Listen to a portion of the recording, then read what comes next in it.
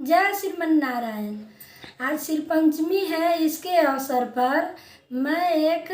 होली गाने जा रही हूँ, जो कि बसंत ऋतु के आगमन पर सरसों के फूल लहराने लगते हैं, आम में मंजर आ जाता है, मौसम सुहावने हो जाते हैं। हम लोग उस दिन बसंत पंचमी मनाते हैं।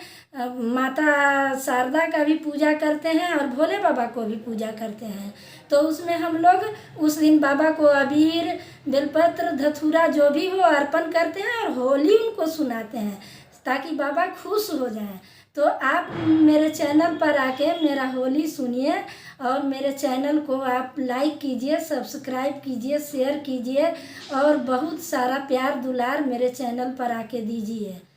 बम भोले बाबा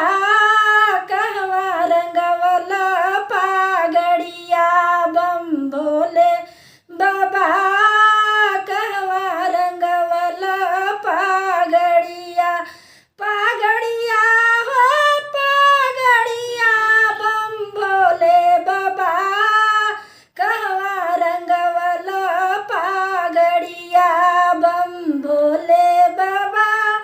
कहवा रंगवला पागड़ी, कवना रंग के कुर्ता सियवला, कवना रंग के पागड़िया, बम भोले बाबा कहवा रंगवला पागड़िया, बम भोले बाबा कहवा रंगवला पागड़िया, गेरुआ रंग के कुर्ता सियवला, गेरुआ रंग के कुर्ता सियवला, गेरुए रंग के पागड़िया, बम भोले बाबा कहवा रंगवला पागड़िया, बम भोले बाबा कहवा रंगवला पागड़ी, तोर नैहर गौरा अपन ससुररिया, तोर नैहर गौरा अपन ससुररिया, उहवे रंगवली पागड़िया